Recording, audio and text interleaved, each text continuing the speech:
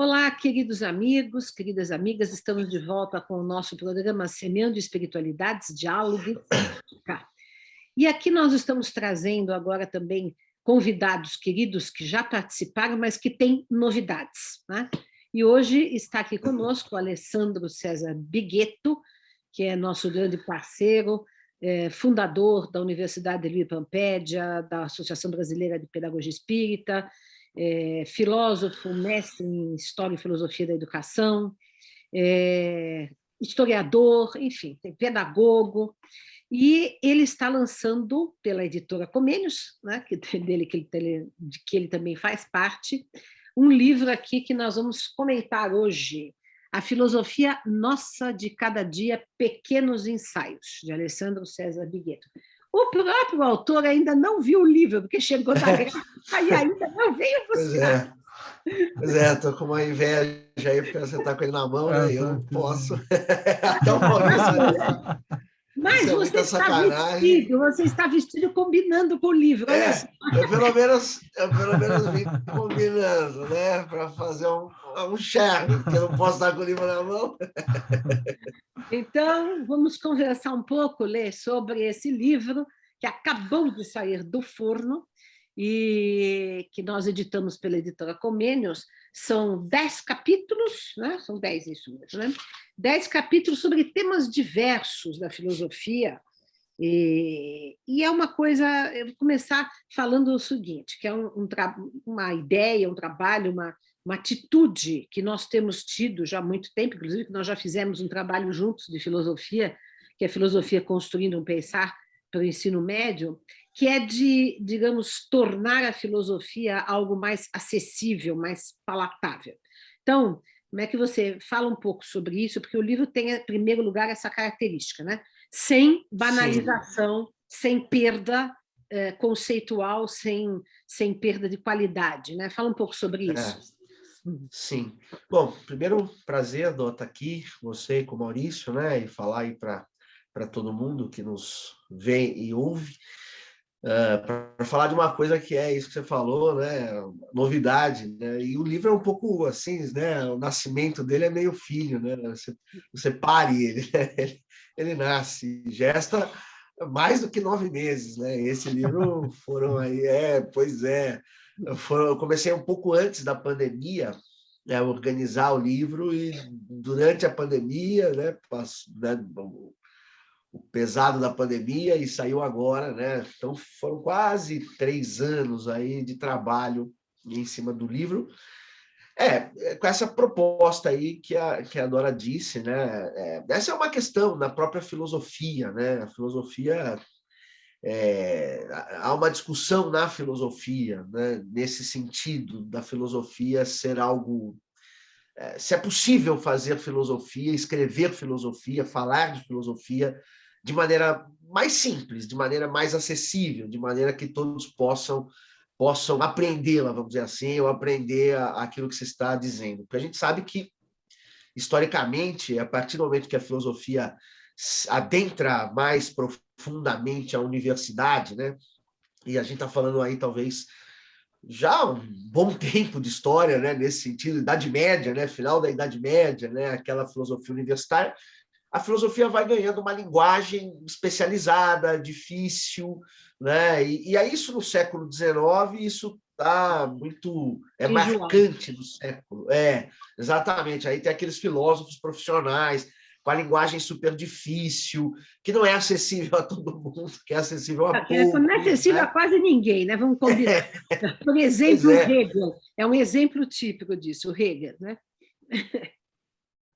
Exatamente, o Hegel é um exemplo típico, porque ele foi o filósofo, né, profissional, acadêmico, daquilo que tem de, vamos dizer, de virtude e de todos os malefícios disso.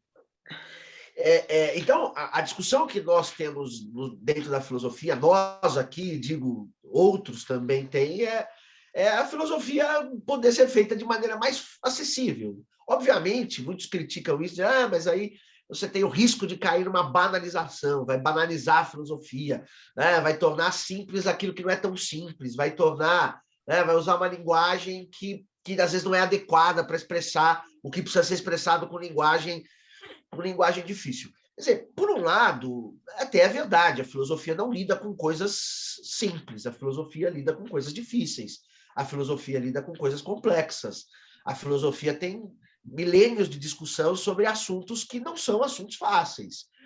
E, querendo ou não, a filosofia está na academia. E a academia tem a linguagem acadêmica. Ok, tudo bem, é entendível isso. E nós não precisamos desprezar isso. Agora, por outro lado, eu acho que é sempre algo muito ruim a gente fazer filosofia para meia dúzia, né? Fazer filosofia só para iniciados. E sim, É uma muito forma de possível. exclusão também, né? É uma forma de Isso. exclusão. Né? Porque a gente não democratiza o conhecimento, porque a gente não leva o conhecimento a todos, porque a gente fica falando para gueto. E isso acontece muito na filosofia. Acho que essa crítica é muito válida e os filósofos, né? Eu me incluo aí dentro deles, talvez num certo sentido, né? Eu sou um pouco avesso a essa filosofia, eu entendo, estou na academia, etc., mas essa filosofia muito academicista. Então, de qualquer maneira, eu me incluo nessa questão e nessa crítica, dizer, olha, a filosofia não precisa, tem que democratizar, é possível ter uma linguagem sem banalizar, como a Dora disse, mas uma linguagem acessível, uma linguagem que as pessoas podem ler. Obviamente é possível fazer isso com uma certa dedicação, né? Com um certo talento, alguns têm mais, outros têm menos, né? A Dora tem um super talento literário, outros têm um super talento literário. Agora, veja, a gente tem exemplos clássicos. Platão, ele foi, não foi um acadêmico, vai no sentido, mas ele que fundou a academia, né? Então, vamos dizer, ele foi o primeiro acadêmico nesse sentido ocidental, e ele fazia uma filosofia escrita de maneira simples. E você, no próprio texto de Platão, as imagens que ele usa, os termos que ele usa, é lógico, que não é uma filosofia, alguns momentos ela é mais fácil, outras ela é até mais difícil, mas a linguagem é sempre acessível. E Claro, você vai veja, ele estudando mais escreveu Platão. 2.500 anos atrás, a gente ainda entende. E tem Pois gente que é. escreveu agora no século XX e é incompreensível. Pois é, e eu estava agora na sala de aula no ensino médio, tratando lá com os meus alunos de Platão, eles quiseram fazer um negócio de Sócrates lá, está na apostila deles, enfim, e a gente fez lá um. E aí, uma das alunas, muito assim, inteligente, curiosa e tal, foi lá e a gente vai fazer uma simulação lá do debate da morte de Sócrates, ela pegou a apologia e foi ler e tal. E ela fez exatamente esse comentário, ela falou, puxa vida, professor, como é que pode alguém que escreveu há tanto tempo, a gente ainda compreende, a gente ainda usa de referência, se entende, faz sentido. É exatamente isso. Quer dizer, Platão é esse exemplo típico. Quer dizer, mesmo Aristóteles. Um dos maiores filósofos da humanidade. E um dos maiores escritores, sem sombra de dúvida, também um dos maiores escritores. Né? Se você lê o texto de Platão, você fica encantado. É claro, ninguém está dizendo aqui que eu serei um Platão ou outros vão ter o mesmo talento. Não é isso, eu não vou ter o talento dele, mas é possível fazer uma filosofia mais acessível. E esse é o objetivo do livro, para que todo mundo possa ler, para que todo mundo, se quiser mais texto mais difícil, mais complexo, vai lá e busca outros textos, enfim. Mas assim, a ideia é essa, né? E aí eu acho que interessante também, nesse sentido, no livro, bom, para quem quiser aprofundar, cada capítulo tem uma vasta lista bibliográfica dos próprios filósofos. Então, por exemplo, aqui, o Aristóteles, o Jean Guthrie, o Hesíodo, Homero, enfim, de história, Plutarco, histórias da filosofia, análises do tema e os próprios filósofos também citados. Então, a pessoa pode... A ideia aí tem um pouco dos clássicos, né, dos filósofos, tem um pouco dos analistas e daqueles que foram historiadores do pensamento filosófico, né? Também clássicos, alguns deles, como esse que a Dora citou, o Guthrie, é um clássico, né, da análise, da história da filosofia, enfim. E agora, o que é mais interessante no livro, que me agradou bastante, é o seguinte, é que, em geral, cada capítulo começa com uma situação cotidiana, né? Que é isso que também, digamos assim, nos insere nessa visão de que a filosofia tem a ver com a vida, né? A filosofia questiona perguntas e problemas que atingem a todas as pessoas, e por isso que ela tem que ser acessível a todas as pessoas, porque não são problemas de física quântica que só alguns que vão vão lidar com aquilo para tecnicamente resolver questões. Não, são problemas existenciais, problemas da vida, da morte, do mundo, dos porquês. Então, interessa a todo mundo. E aí, os capítulos começam com situações cotidianas, né? Isso que eu achei interessante. Sempre é um gatilho cotidiano, né? Que no fundo, assim, quer dizer, foi como começou para mim, né? Quer dizer, esses temas começaram, na verdade, com relações cotidianas, coisas, acontecimentos, episódios da minha vida, né? Que eu acho que é da onde a filosofia começa mesmo. Quer dizer, se a gente olhar lá de novo para Sócrates, da onde começava a filosofia? Sócrates não pegava um livro de filosofia e ficava lendo e dali nascia outro livro. Não era isso, né? Ou seja, não nascia da academia, não nascia aí. A filosofia não necessariamente nasce aí. Pode até nascer, mas não é que ela necessariamente nasce aí. Eu acho que primordialmente ela nasce da vida. Sócrates era isso, nascia ali, do contexto, da conversa, dos amigos, do encontro, do episódio que tinha acontecido na vida dele, e se começava a discutir, a falar sobre o amor, a ética, a política, sei lá eu, né?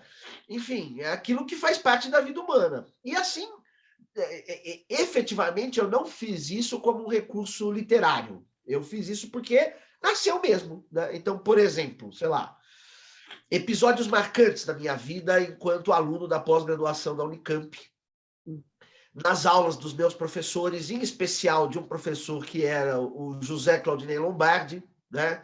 Que é alguém que eu sempre adoro conhecer e tal, uma pessoa extraordinária, né? Inclusive tem até um episódio na vida da Dora também, porque foi ele, lembra, Dó, que ele, um dia ele me chamou e falou, ó, não fala para a Dora não, mas quem fez a análise do livro dela de Pestalozzi para a Ática fui eu. Lembra disso? Eu não sabia disso, né? E a Dora não sabia disso e tal. Então, e ele era um marxista, né? E ali, lógico que naturalmente ele falando de Pestalozzi, porque na visão dele é um liberal e tal. Ele falou, mas o livro tá ótimo e tal, não sei o quê. Ele era uma figura, né? E esses episódios que eu colhi com ele ali nas aulas, né? Então, por exemplo, lógico, marxista, ele era ateu, e sabendo que eu não era ateu, né? Ele sempre me provocava, e ele sempre trazia tema de ateísmo, ele sempre vinha na sala de aula e provocava com alguma coisa, né? Sempre brincava, Alessandro aí é espírita, não sei o quê, ele acredita na vida pós-morte, esse negócio aí, essa ingenuidade, absurdo e tal. E ele brincava com aquilo muitas vezes, e me provocava, e me provocava leituras, então, e provocava discussão, porque aí eu brincava de volta, e a gente, às vezes, ali aproveitava aquilo para tirar uma discussão entre nós, e às vezes a discussão ia para depois da sala, a gente sentava lá, andava no corredor da Unicamp, enfim, nasceu assim Isso que é trabalho. filosofia. Isso que é filosofia. Isso que é filosofia. Pois é. Então, isso não foi um filosofia recurso... tem que ter vida. Tem que ter vida. Isso, ela teve vida. Quer dizer, isso não nasceu. E aí, então, não é um recurso literário. É verdadeiro. Isso nasceu assim mesmo. Então, aquilo... Eu fui gestando aquilo ao longo de anos, esse capítulo, entendeu? Então, por exemplo, eu escrevi aí para finalização da matéria dele, de uma das matérias que eu fiz com ele, eu fiz várias matérias, né? Numa das matérias que eu fiz com ele, a finalização era uma reflexão sobre um tema que a gente tinha discutido lá. E eu peguei esse tema, sobre exatamente ateísmo e o espiritualismo, a espiritualidade, etc., a transcendência. E fiz um trabalho para ele sobre isso. Fazendo a discussão filosófica das bases do ateísmo, daqueles autores que ele citava lá, né? Predominantemente, obviamente, ele estava Marx, mas foi Marx, etc. e tal. E autores que eu trazia lá para a discussão, né? Tentando dar a resposta a ele. E aí a coisa aí. Então, isso eu fiz um trabalho, e aí eu me lembro, eu nunca me esqueço, ele pegava os trabalhos e ele comentava os trabalhos, né? Então, ele tipo o paper que a gente fazia, ele pegava nas seguintes aulas e ele fazia um dos motivos da aula, a discussão do que os alunos tinham pesquisado e escrito. Então, ele pegou o meu paper e falou, Alessandro, é o seguinte, e falou na frente da sala, né? Ele era um cara muito espontâneo. Então. Ele falou assim, eu não concordo com nenhuma palavra que está escrita aqui. Deixa já isso bem claro. Agora ele falou, muito bem, tudo bem, mas você disse bem, você disse tão bem que eu vou comentar e vou permitir que você fale. Fala meio brincando e meio sério, sabe como é? Quer dizer, ele falou, tá joia, vai lá, continua falando. Tanto é que eu fiz um trabalho sobre espiritualidade no grupo marxista. E esse trabalho, por exemplo, eu fui, né, germinando ele nasceu lá, depois eu continuei pensando sobre aquilo ao longo da minha vida, depois daquela matéria, sempre com aquele incômodo que as aulas do Zezo me causaram como pensador, né? As questões que ele levantava e tal. E aí eu fui tentando sempre dar uma resposta. E nasceram 2 capítulos aí mais ou menos disso, né? Que é o capítulo sobre o ateísmo e é o capítulo sobre Deus, que é a resposta, né? E também tem outros episódios que enfim, vamos dizer, motivaram, né? Eu gosto daquele episódio das suas filhas, né? Pois é. Esse é bom também, eu gosto. Outro episódio, esse das minhas filhas, que também, de novo, foi aqui, porque, naturalmente, na nossa jornada acadêmica e na nossa história acadêmica, da maioria daqueles que estudaram em humanidades, né? Seja na filosofia, sociologia, literatura acho que é até um pouco diferente, mas predominantemente se fala de homens, né? Se fala de homens, né? Então, assim, são filósofos. Você vai pegar um livro aqui, se eu puxar um livro aqui de história da filosofia, você não vai encontrar filósofa nenhuma, né? A gente pega aqui, por exemplo, História da Filosofia de Giovanni Reale, que é um dos que eu me lembro aqui agora, você não acha filósofa, não vai achar lá, né? Quase nenhuma menção, nenhuma. Pô, tiveram, mas não tem. Então, a nossa formação clássica é uma formação de homens, filósofos, pensadores, né?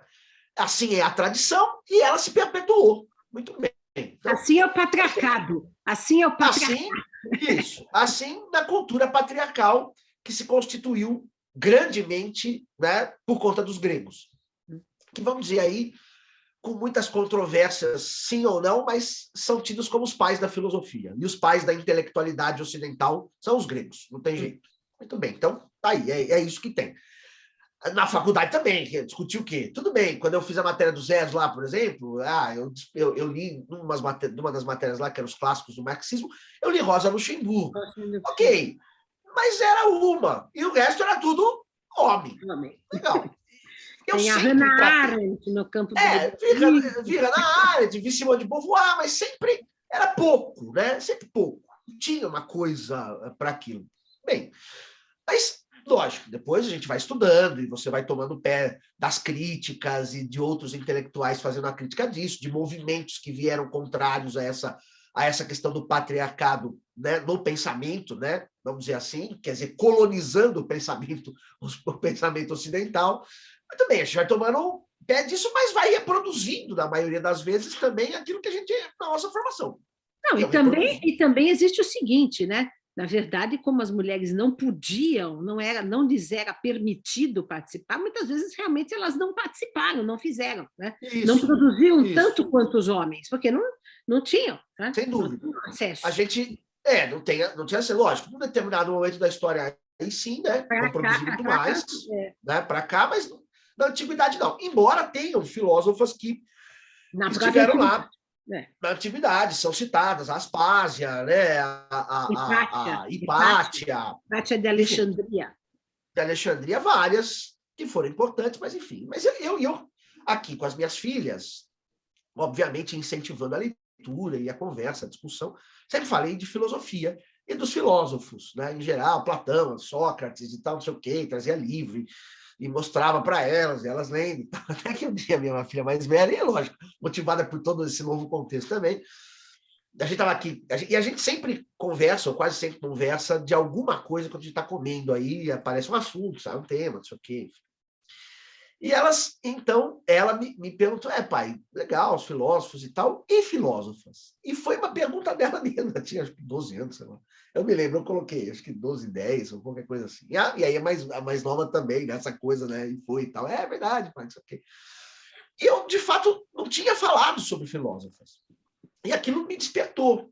E esses episódios, como esse, foram também acontecendo na sala de aula, porque aí, hoje em dia, por exemplo, agora mesmo, faz uns 2 anos, na faculdade, tem uma aluna que ela é super engajada, mais velha já, e outras mais novas, super engajadas com a questão feminina, da mulher e tal, não sei o quê. E aí vieram trazendo essa questão, né? E essa mais velha, ela tem livro publicado, a pessoa que estudou e tal. Então, então essa questão veio surgindo, né? Brotando. Então, aí eu fui, né? E aí sistematizei aquilo que eu pude dentro das minhas condições, fiz uma pesquisa, né? Eu já vinha lendo várias coisas sobre isso, né? Já vinha lendo várias coisas, mas aí você percebe que, por exemplo, a gente tem um silêncio, mas muitos clássicos, por exemplo, como Plutarco, citando as filósofas. Os neoplatônicos, por exemplo, na tradição platônica e neoplatônica, as mulheres, e pitagórica, as mulheres sempre ficaram. A comunidade de Pitágoras era mista, né? Era homens e mulheres em igualdade, né? Olha, os pitagóricos, os platônicos e neoplatônicos, por exemplo, a Academia de Platão tinha mulher, né? Tinha mulher e não se fala muito sobre isso, né? Tinham filósofas, tinham astrônomas, enfim, mulheres que participavam lá. Os próprios epicuristas, né? Estoicos, todos eles, né? A mulher participava, porque embora, obviamente, a gente entenda a cultura grega patriarcal, mas estudos mostram também, e essa é a grande contradição, né? Os gregos são sempre muito contraditórios, né? O que é bom, né? O que é interessante, né? As primeiras civilizações gregas, a primeira, a micênica, ela era matrilinear. A cretense. Isso, ela era matrilinear, ela não era patriarcal. Depois, os povos indo-europeus, ocupando a Grécia, trouxeram o patriarcado, mas a primeira, tanto é que muitos estudos mostram que era a deusa mãe, não era o Zeus, por exemplo, não era o deus homem, entendeu? E essa própria contradição se vê na própria mitologia grega, porque apesar de Zeus ser né, mas, por exemplo, Atena é uma deusa guerreira, ela é uma deusa forte, da sabedoria, ela não é uma fraca, né? Tem deusas poderosas, quer dizer, essa contradição também está na religião, que mostra bem isso. Então, a gente vai observar que eles também valorizavam, claro, a cultura em si não, mas a mulher estava lá, tinha uma voz. Determinados segmentos da filosofia, a mulher tinha espaço. E segmentos importantes, porque, estão falando dos platônicos, neoplatônicos, epicuristas, estoicos, não estou falando de uma...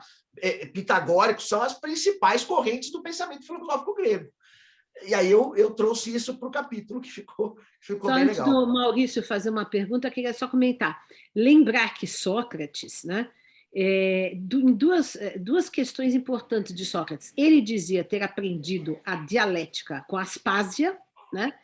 E no banquete, quando ele vai falar sobre o amor, ele diz que aprendeu com a sacerdotisa Diotima. Então, ele traz a mulher como uma referência, né? Duas mulheres como referências, né?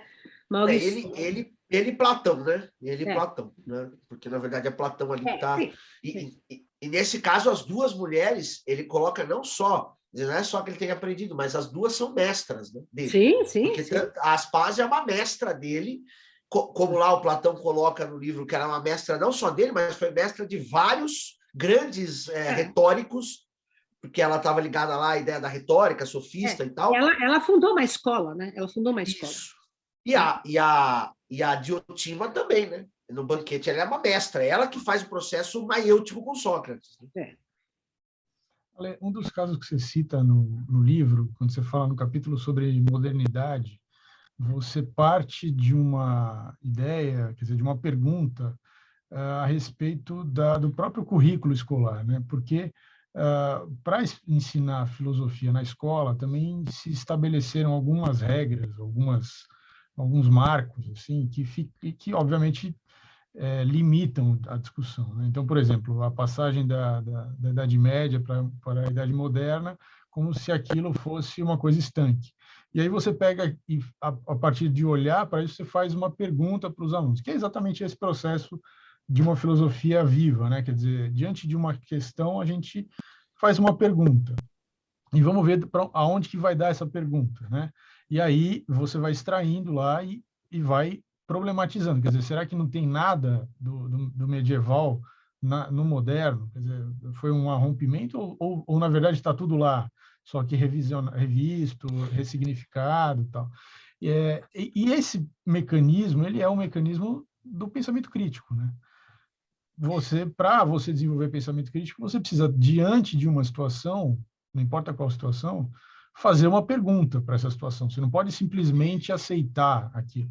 Você precisa olhar e falar, não, peraí, é isso mesmo ou tem alguma coisa que não está clara aqui? O que eu posso perguntar para essa questão para tentar entender melhor?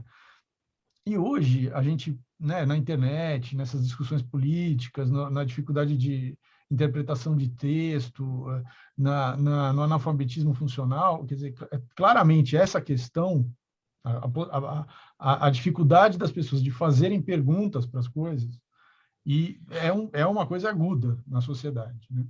Como que você vê isso? Porque o teu livro, ele, além de tudo, ele está propondo a filosofia como um caminho de avanço para a educação, né? Então, como que você vê isso? Esse caminho e o mundo de hoje?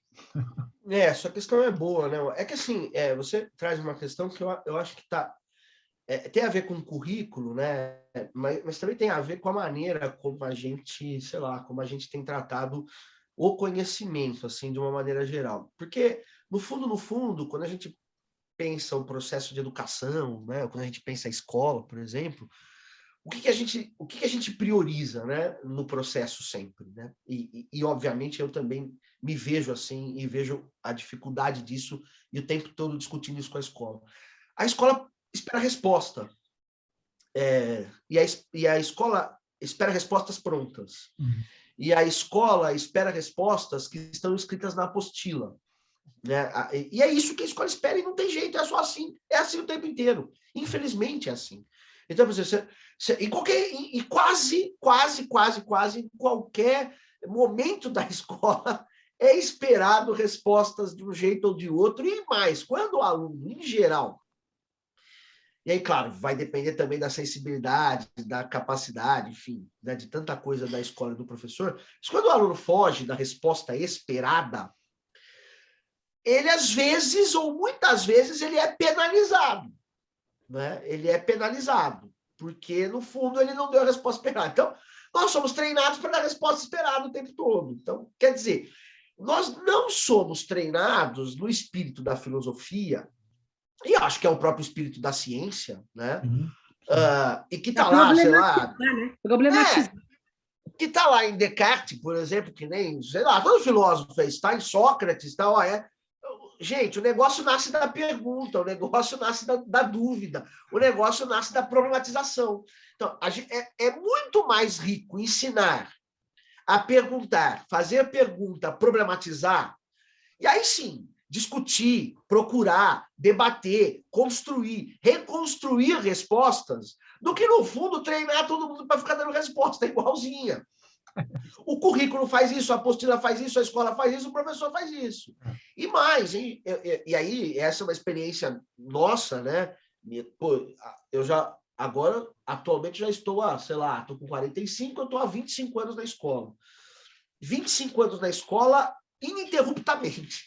Ou seja, desses 25 anos, eu não fiquei nem um ano fora. Raramente eu vi uma experiência escolar e um professor, né, que tivesse, inclusive, tempo para poder fazer esse trabalho. Por quê? O que acontece, em geral? A apostila traz lá aula 1, aula 2, aula 3, aula 20. É uma robotização. É uma robotização. Se o professor fugir daquela aula, se ele parar na aula 5 e começar a fazer perguntas, ele não chegar na aula 20 no final do semestre, é loucura. Todo mundo vai cair de pau em cima dele, os pais, a escola. O cara vai ficar louco. Aí ele vai ter medo de perder o emprego, sei lá, de ser colocado para escanteio, de ser qualquer coisa, entendeu? Então, assim, o espírito verdadeiramente da filosofia, que é simples, aparentemente simples, né? E natural, é simples e natural, porque, no fundo, se você pegar... É humano, né? É humano. Pergunta, dúvida, entusiasmo, quer saber, sabe, aquela coisa que a gente tem, a gente, claro, que vai matando o negócio, você vai matando, né? Esse é o grande problema. Então, eu tive, e aí a filosofia tem uma vantagem, até agora teve, mas está perdendo essa vantagem, que não tinha muito material, então você tinha uma certa liberdade e olhava muito para a filosofia. Assim, era meio que um luxo necessário, porque tinha que ter na escola. Então, você não faz aí, sabe? Ninguém ficava muito de olho. Agora, como a filosofia, né, já ganhou e tal, e isso é ruim, o que acontece? Os grandes, né, as grandes apostilas, os grandes materiais que produzem material, começaram a criar já tudo para a filosofia desse formato. Aula 1, aula 2, aula 3, aula 5, aula... E, cara, isso é a pior coisa que pode existir. Então, agora eu estou trabalhando numa escola, por exemplo, que é tudo assim. É a primeira vez que eu trabalho assim com filosofia. É a primeira vez. E está sendo horrível. Porque o que acontece? Aula 1, eu não consigo parar para fazer questões, para discutir, para debater, é tudo esperando resposta. Aí você acaba a aula, o que acontece? O questionário já está lá, a pergunta já está lá, ou seja, é aquela ideia de escola, né? Aula dada, aula estudada. Se tem a aula, já estuda para a aula, já faz as questões e... Pô, que horror. É a morte. Mas não é a morte da filosofia. Mas é a morte do processo do conhecimento. Sim. Do bom processo do conhecimento. É a morte do processo de pensar. Né? Isso. É a morte do processo de pensar. Você está... Então, sua pergunta é ótima, porque é exatamente isso. Ou seja, você está matando a dúvida, está matando o entusiasmo, está matando aquela dúvida que anima o espírito humano e sempre animou. Né? É isso que nos animou, sempre a buscar coisas. Pô. Eu me lembrei agora das experiências que a gente, inclusive nós dois, somos duas pessoas que escrevemos vários artigos científicos sobre a questão da filosofia na escola e fizemos experiências sobre isso em várias épocas, em várias escolas públicas, particulares, etc. E eu me lembro, por exemplo, quando um determinado ano, numa escola que eu trabalhei em São Paulo, eu dei o ano inteirinho, peguei todas as séries do primeiro ao quarto, ao quinto ano, na época, e fiz o ano inteiro em cima das perguntas das crianças, né? Porque as crianças naturalmente perguntam, aliás, as crianças naturalmente filosofam, né? Então, montamos todo o trabalho em cima do que as crianças perguntaram, né? E foi maravilhoso, foi fantástico, né? Até hoje eu conto dessa experiência, algumas dessas experiências estão narradas no meu livro Vivências na Escola, em que exatamente a gente fez isso, né? E só que, assim, quanto mais você robotiza, esquematiza e apostiliza, se existe essa palavra, está inventando agora, a educação, mais ela fica fechada, empobrecida, medíocre e formatadora de mentes submissas, que é o que o pessoal quer, né? Porque a filosofia que questiona é libertadora, é emancipatória, né? É isso. Pois é. Exatamente. Você torna a pessoa uma máquina de pensar, de dar certos resultados de pensamento, mas a questão mais interessante do conhecimento que entusiasma, você mata. Né? E aí o garoto chega lá e aí ele não aprende a pensar, não aprendem nem a pensar a própria coisa que estão fazendo, muitas vezes. Porque vão para o ensino superior, para a faculdade, de novo, aprendem a dar resposta, mas não aprendem a pensar a ciência, não aprendem a pensar o mundo, não aprendem a questionar. Ou seja, o pensamento e a vivência, né, fundamentalmente do conhecimento, crítica, etc., morreu, está morta. A maioria está morta. E por isso que as pessoas ficam sujeitas aos fake news, às manipulações políticas, religiosas, sociais, etc., que está acontecendo no mundo inteiro, né, infelizmente, exatamente pela morte dessa capacidade das novas gerações de questionar, de pensar, de criticar. Né? E o pessoal até fica com medo, muitas vezes. Né? E a gente vê mesmo na faculdade, aí, quando você vai para o ensino superior, isso é tão triste e, ao mesmo tempo, isso é tão forte, presente, que o pessoal às vezes tem medo de pensar, né? Tem medo de tirar uma conclusão, tem medo de fazer uma pergunta, sabe? Tem medo de pensar, tem medo de produzir, tem medo. E aí, pô, isso é demais, né? Bom, eu sempre faço essa crítica que o pessoal, mesmo quando vai fazer mestrado e doutorado, tem medo de pensar por si próprio, né? Tem que ter todas as referências bem quadradas dentro daquele quadradinho ideológico, daquele grupo que ela está. Se ela está num grupo kantiano, ela só pode fazer referências ali se ela está num grupo marxista, ela tem que seguir a cartilha de Marx, e assim vai, né? E isso é um dos motivos que eu não me adequei, né, à universidade, à academia, exatamente porque tudo é muito formatado, né? É formatado já na infância e ainda, aqui no Brasil mais ainda, é formatado também dentro da academia. Não há liberdade Também. de debate, não há Pelo liberdade contrário. de questionamento, nada disso. Há os guetos ideológicos, os guetos de determinadas correntes, e se você entra lá, você tem que submissamente fazer dentro daquela cartilha. Se você comparar um filósofo com outro, já está cometendo uma heresia acadêmica, né? Você só pode falar de Hegel a partir de Hegel, né? Então, se você quiser fazer uma relação entre, por exemplo, o eu absoluto de Hegel e o panteísmo, já não pode, tá? Nós tivemos, nós encaramos isso, né? Tudo isso, né? Nós encaramos, pois exatamente. Por isso, às vezes, também, e isso leva a uma outra questão, que é o afastamento também das pessoas, né? Porque aí as pessoas enchem o saco, para falar a verdade em português, claro, e se afastam, né? Porque se você vai lá no grupo de filosofia e tem que ser assim, ou no grupo de história, ou qualquer coisa que você vai pensar, e tem que ser, não sei o quê, tá cheio, não sei o quê, daqui a pouco as pessoas também se afastam. Você não vai adentrar este mundo e, de novo, ele fica ali naquele círculo fechado. Isso é uma coisa péssima para o pensamento, para o conhecimento, para as coisas que podem surgir, né, quando elas estão mais democráticas, as pessoas podem acessar melhor. Né? Inclusive, algumas experiências que eu tive quando eu estava fazendo mestrado, doutorado, tal, que eu fui a seguir algumas aulas de filosofia na USP ou na PUC, né? Aulas lidas, né? Que, aliás, é uma prática também europeia, americana, que chama-se lecture, em inglês, ou Vorlesung, em alemão, né? E que eles, simplesmente, os professores de filosofia, leem a aula, assim, de olhar para baixo e não discutem com os alunos nada. Quer dizer, isso é a morte da filosofia. Imagine não discutir sequer o assunto que está sendo estudado, né? E todo mundo ali, paralisado, né? Paralisado. Eu sempre tive uma atitude subversiva em relação a isso, eu interrompia 20 vezes a aula, falava, mas e isso que o senhor está falando, isso e tal. E o professor ficava assim, meio fora de foco, né? Porque não está acostumado a ser questionado, a ser contestado. Né? Isso, quer dizer, veja se isso tem a ver com aquela proposta socrática, né? Do diálogo na rua, do diálogo com todos, né? Da capacidade de dialogar, de questionar, de todo mundo. Mas eles próprios têm medo de falar qualquer coisa que esteja fora da cartilha proposta. Que aí é aquilo, aí os colegas, os pares, não sei quem, a universidade, não sei o que lá, sabe como é, e aí o pessoal fica, né, e aí vem crítica, aí vem pressão, aí o outro não sei o que lá, e o cara tem que ficar no quadrado ali, senão não...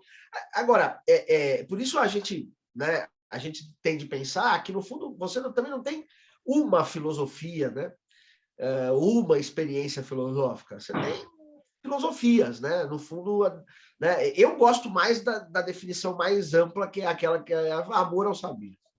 E aí, o amor ao saber cabe tudo isso que a gente está falando aqui. Né? A filosofia e amor ao saber é encantamento, é entusiasmo, é desejo, é sentimento, pelo saber, pela sabedoria, né? Que é, no fundo, útil à existência, útil à vida. E nesse sentido, no fundo, todo mundo pode filosofar, desde que queira fazer essa experiência. Não necessariamente ela precisa estar na posse de todo o arsenal cultural, erudito, técnico, de linguagens, pensamentos e autores da história. Às vezes você pode filosofar, e filosófico, como a Dora disse, todo mundo faz, uma criança pode fazer, esse no espírito da filosofia. Sim. É lógico, de novo, eu não preciso desprezar tudo isso. Agora, se eu caio nisso e fico só nisso, e se essa história, essa tradição, essa linguagem não serve para, vamos dizer assim, fomentar, né? Despertar uma coisa mais essencial, novas questões, pensamento, né? Livre, né? E às vezes, por que não? Equivocado. Quero saber, se eu li lá o Spinoza e errei e criei uma outra coisa, qual é o problema disso? Não é? O que tem de mais, né? Até é legal, porque de repente eu criei uma coisa que eu não entendi bem e saiu outra. E, obviamente, se você for olhar, muitas vezes isso aconteceu. Você pega autores lá que não leram tão bem e tinham liberdade e fizeram outra. Quer dizer, esse é o negócio, né? Aí a filosofia, ela fica encantadora, né? É que tem um movimento anti-acadêmico também hoje, né? Muito forte, que vai pensar que você pode, então, descartar determinados pensamentos porque eles não são relevantes. Então, você joga Isso é ruim fora. também. Isso é ruim. Né? Isso é ruim porque ruim. isso também cria um pensamento de bolha, né? Ele tem um discurso de liberdade, mas, na verdade, ele é um pensamento fechado. Isso. E raso, né? Raso, E acaba caindo em negacionismos. Isso. Aí o negacionismo da ciência, né? Da negação. Aí também não é a nossa praia. Não é a nossa. Não, mas eu acho que aí é uma interação, né? E nessa interação, aí sim a liberdade faz sentido e permite a liberdade. Eu não posso negar, se eu vou falar de filosofia, eu não posso negar a tradição, eu não posso negar os filósofos, eu não posso, porque, além de tudo, mesmo sendo um acadêmico, etc., tem beleza naquilo que se construiu, naquilo que pensou, naquilo que questionou, tem sabedoria ali, tem coisas que vão fomentar, né, nas pessoas que leem outras tantas coisas, faz viajar, faz imaginar, faz criar. Aí sim, eu acho que esse é o negócio, é o diálogo com isso, mas aí guardando a esfera da liberdade, da criação, da imaginação, das possibilidades. Aí eu acho que esse é o negócio, né? Nós estamos já adiantados no horário, mas ainda queria citar uma questão que aparece no livro e que foi uma questão que nós dois enfrentamos juntos, né? Quando nós escrevemos o nosso livro Filosofia, Construindo Pensar, né? Que é um livro de filosofia para o ensino médio, né? Ele, quando foi avaliado por pessoas da academia, né? Foi criticado, isso foi uma coisa que me indignou muito, e você cita isso no livro, né? Foi criticado, porque nós, no livro, discutimos a ideia de Deus, né? Veja, nós não fizemos uma doutrinação deísta ou teísta, nós discutimos, mostramos os ateus, aqueles que defenderam a ideia de Deus, aqueles que contestaram, aqueles que relativizaram, os gnósticos, enfim, um capítulo falando sobre Deus, que é um dos temas relevantes de toda a história da filosofia. Até o Sartre, que era um ateu confesso, ele discute Deus. Para fundamentar o seu teísmo, ele tem que discutir Deus. Então, e aí a pessoa que analisou, né, simplesmente falou que Deus estava ultrapassado. É ultrapassado, né? Gente, mas como ultrapassado? 90% da população acredita em Deus. 90% dos filósofos discutiram Deus. Então, a gente não pode colocar uma discussão sobre Deus, né? Quer dizer, isto daí é um dogmatismo e um cerceamento ao debate que existe muito na universidade, né? Que existe muito, né? E nós enfrentamos isso, né? Então, a gente fica cerceado de um lado pelos negacionistas, pelos anti-acadêmicos, e cerceado do outro pelos acadêmicos puristas, ortodoxos, né? Que não admitem, que acham, quer dizer, aliás, eles são contraditórios, né? Porque eles são, em geral, relativistas, achando que não existem verdades nenhumas, né? Nenhumas verdades, porém, existe a verdade do progresso da filosofia para eles. Quer dizer, a filosofia contemporânea não pode discutir Deus, porque ela já superou isso. Então, quer dizer que eles estão admitindo uma ideia de progresso na filosofia. É isso, né? Só que eles negam que exista progresso na filosofia. Então, olha só a contradição que é própria dos sofistas, né? Então, é isso que é interessante, e no livro você coloca um capítulo para discutir toda essa questão do ateísmo, tal, que aliás, ficou muito bom, porque nos coloca nesse debate, né? Que muitas vezes a gente não pode fazer na universidade. Né? Negar, né? Isso é assim, ou sabe, é um absurdo, né? É um absurdo, até porque até hoje, né? Você tem pensadores e filósofos importantes contemporâneos que tiveram, né, essa reflexão por reflexão central do seu pensamento. Quer dizer, o que você vai chamar de contemporâneo? O que o cara está escrevendo há 10 anos? Tudo bem, talvez o que os caras estejam escrevendo há 10 anos na academia, Deus já não faça mais parte. Se eu considerar contemporâneo alguma coisa mais do que isso, né? Se você pegar, sei lá, Buber, que é um baita filósofo, e morreu em, sei lá, 60 e pouco, 65, É contemporâneo e está aí, discutiu Deus, né? Você pega Cal e Jaspers, você pega... Então, é ridículo, né? É ridículo você dizer que não pode tocar nesse assunto, até porque, no fundo, a gente... Assim, qual assunto é superado? Né? Nenhum. Só é superado assim, né? Você entendendo positivistamente que a história evolui em progressos e que um período é superior ao outro e que aquele já não tem mais sentido, porque aí tudo bem. Aí você entendendo a história dessa forma, tá bom. Então, como Conte fala lá, olha, o que veio lá dos gregos, legal e tal, mas aquilo, sabe, foi metafísico, já não tem mais sentido, o que tem sentido é o que está aqui agora. Ciência superou aquilo, deu uma resposta, acabou, aquilo morreu. Quer dizer, o que a gente pode dizer que está superado, e que, infelizmente, no mundo contemporâneo já não está por causa dos negacionistas, é, por exemplo, dizer que a Terra é plana. Aí sim. Mas então, nem isso. Agora, no caso de uma essa discussão abstrata, que aparentemente... Não, mas mesmo essa discussão que aparentemente, né, ela era medieval, e já na Idade Média, né, que essa discussão estava lá, né, já se tinha ideia de que possivelmente não era isso, né, mas tudo bem, mas estava lá presente e tal. Mas mesmo essa discussão que é medieval, e tá bom, está superada, porque, meu Deus, não faria o menor sentido, mesmo ela ainda está presente. Quer dizer, a gente pode discordar dela, achar um absurdo, tudo que a gente quiser. Como esse sujeito de Deus pode achar tudo que ele... é um absurdo, Deus não faz sentido, está superado, é medieval, não, o que não é verdade, mas tá bom. Mas não está superado, nem essa discussão mais óbvia não está superada, as pessoas voltam com ela, tem muita gente falando, e tem gente ainda usando argumento de prova para dizer, peraí, gente, tem prova sobre isso, entendeu? Não dá para cair nessa. Mas estão discutindo. Não, escuta.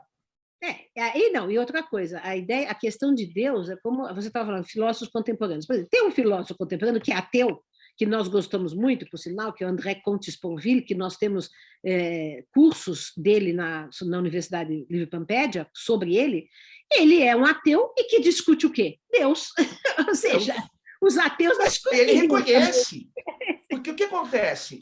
Querendo ou não, amando ou odiando, aceitando ou não, Deus é um dos pilares da constituição do pensamento humano.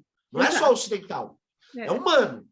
E ocidental, profundamente, mais ainda. Assim como é o homem, vamos dizer, a categoria. Estou falando aqui de categoria. Assim como é a verdade, assim como é... Enfim, você não pode, para fazer filosofia, ou para fazer história, ou para fazer ciência, ou negar 2.500, 600, 700 anos da tradição. Ela fez parte, ela está aí, ela sustenta determinados pilares de pensamento e ação. Exato. Então, no mínimo, já tem que ser honesto do ponto de vista intelectual. O Sponville, ele conhece, ele diz, olha, ele é super honesto. Não aceito, eu gosto dele, mas vou discutir. Ele é honesto nas perspectivas dele, ele assume. O próprio Sartre, que é também ateu, mas ele discute, né? Exatamente. Pois é. Gente, nós já estamos com o tempo estouradíssimo. Olha como a gente passa, né? Eu quero falar para vocês que estão nos assistindo que quem quiser adquirir este livro palpitante pode entrar no site da editora comenius.com.br, que o Maurício vai deixar aqui embaixo, e adquirir o livro, né? Então, a gente agradece a participação de todos. Lê, foi ótima discussão, foi ótimo debate. Um beijo e a gente fica por aqui até daqui 15 dias. Um abraço.